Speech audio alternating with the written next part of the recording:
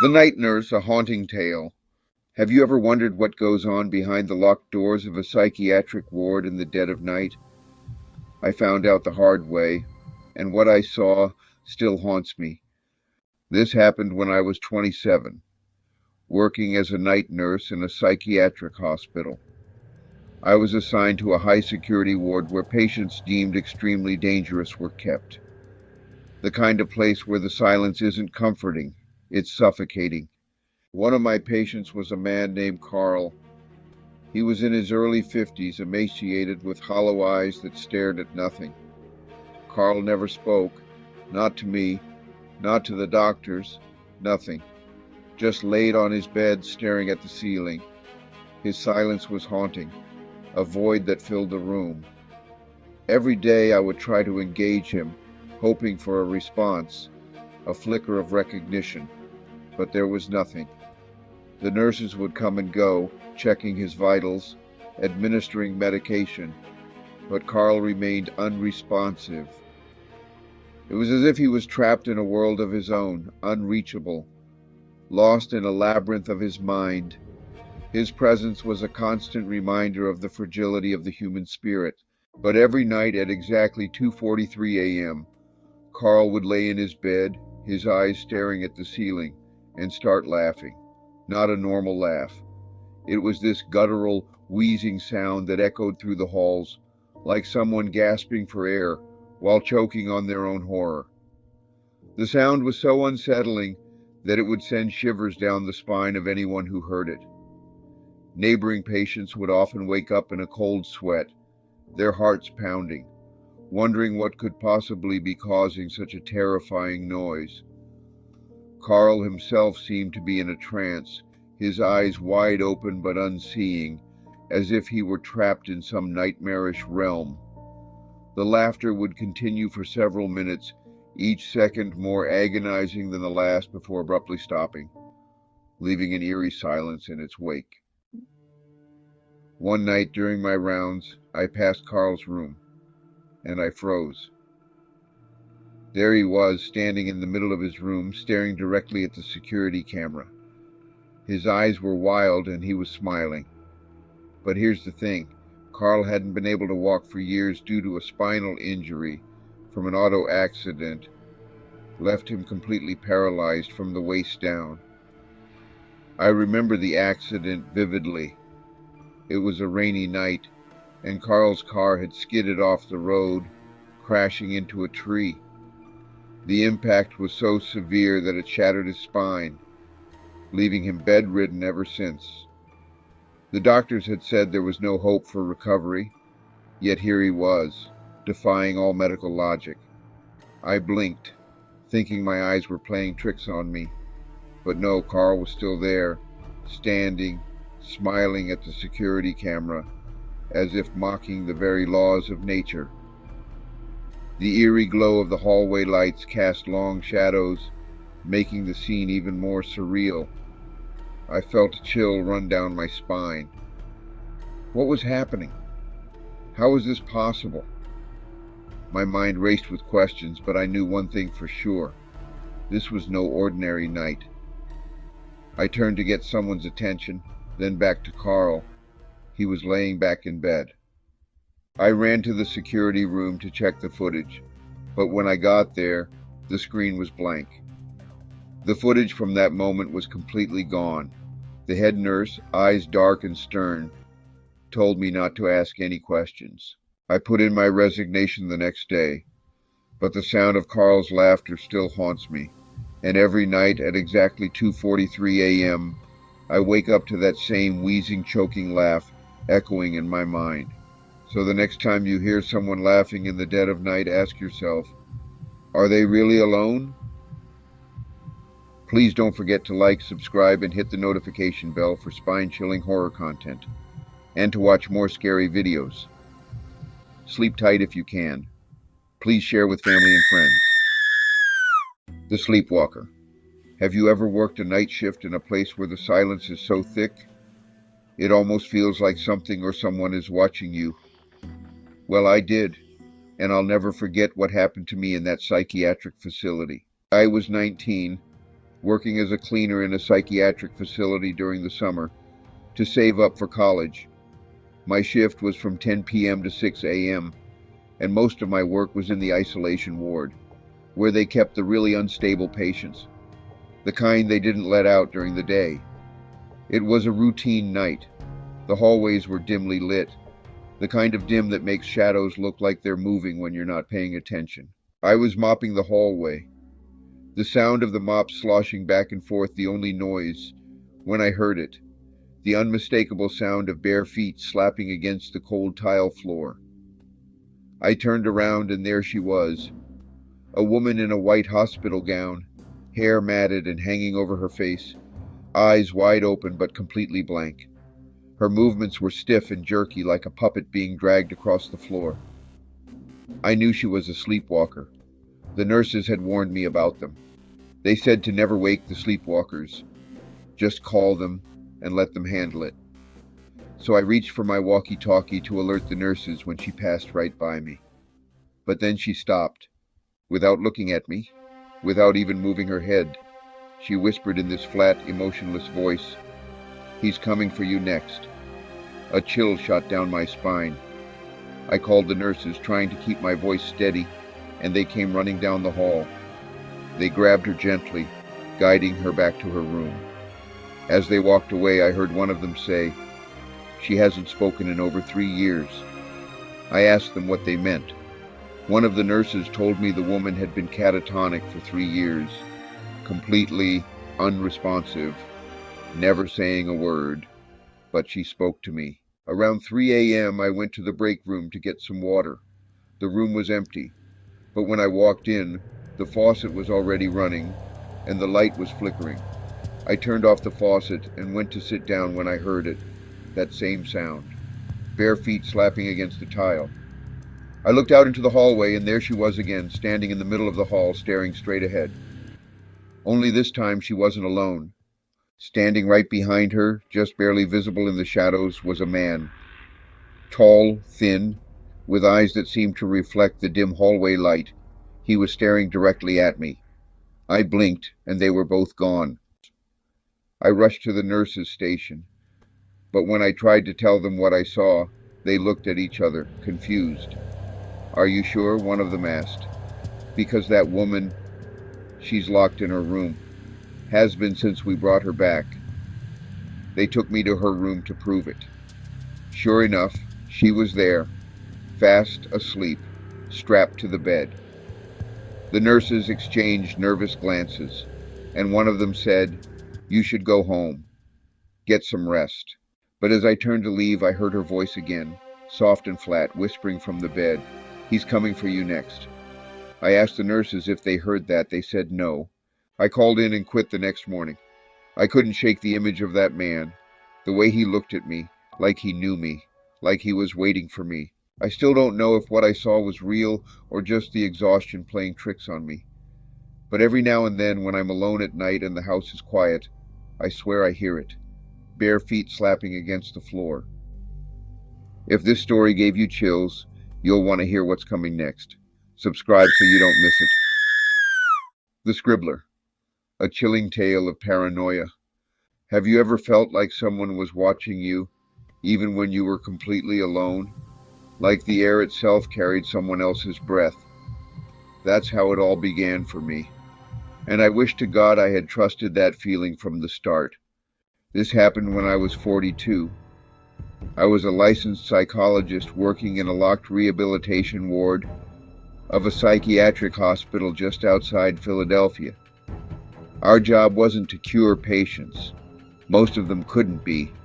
We were just there to keep them stable, safe, or that's what we told ourselves.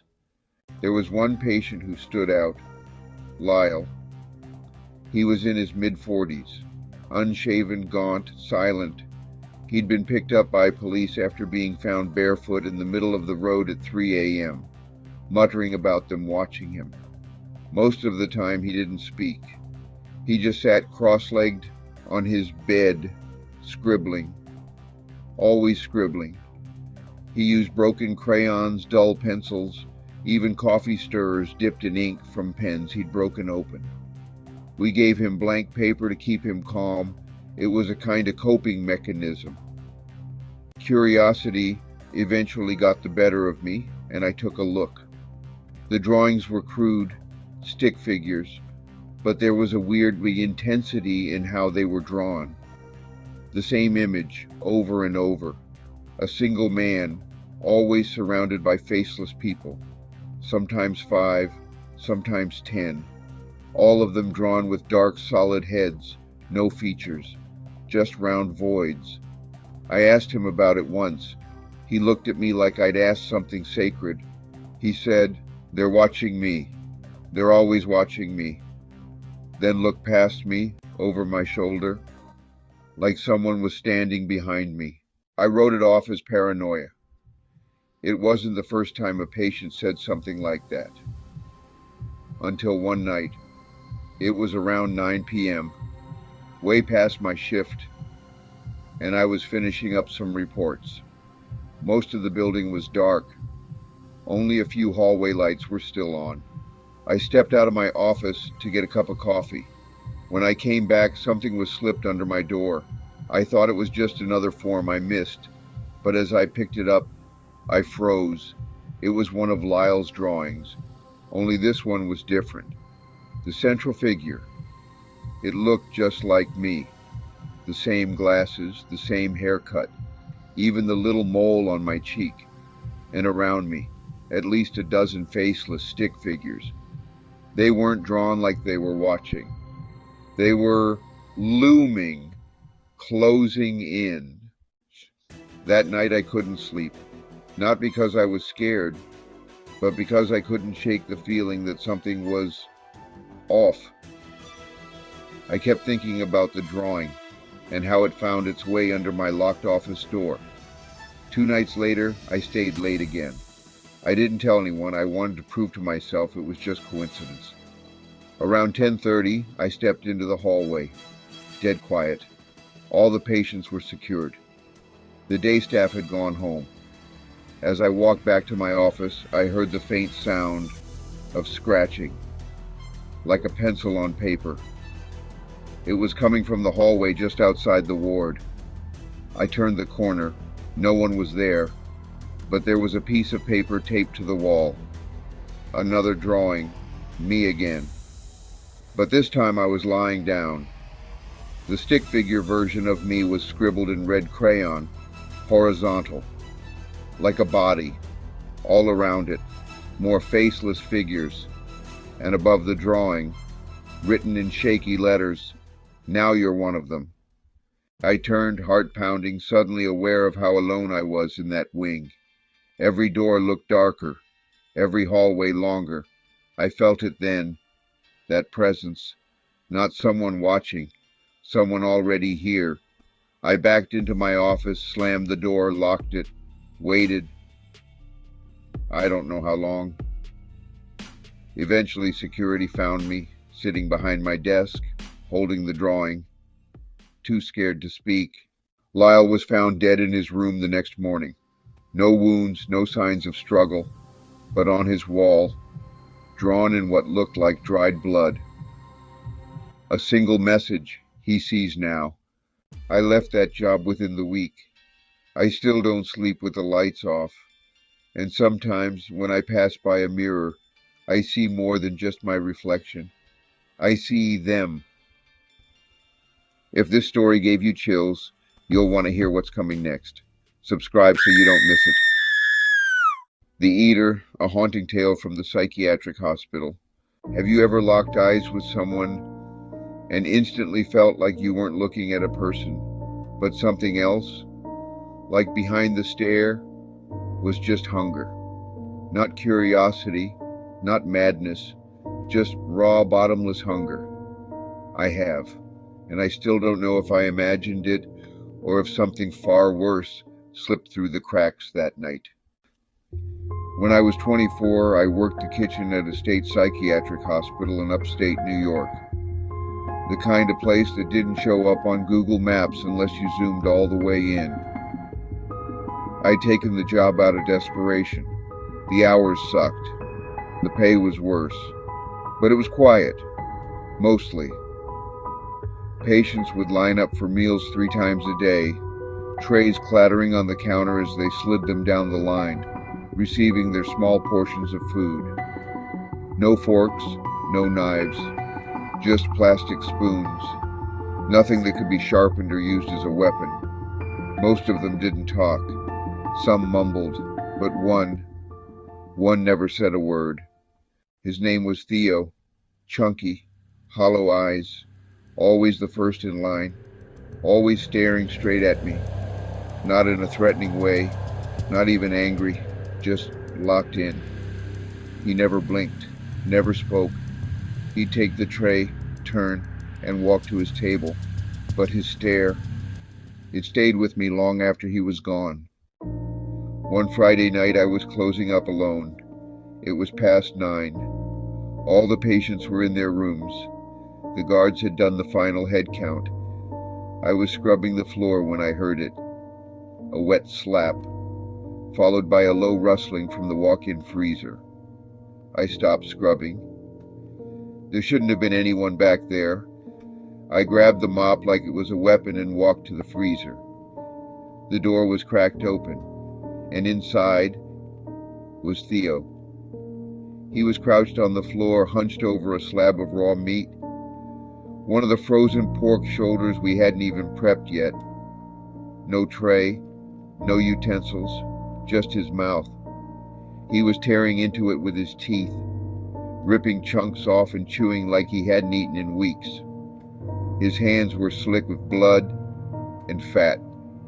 His lips were red. And worst of all, he never stopped looking at me. Not once. I backed out of the room, didn't say a word, just turned and walked as calmly as I could straight to the guard station. I told them what I saw. Theo in the pantry, eating raw meat with his bare hands. They exchanged looks, then told me something that made my blood run cold. Can't be. Theo's been in his room all night. We just checked. He's locked in. I told them to check again, so they did. They brought up the security footage.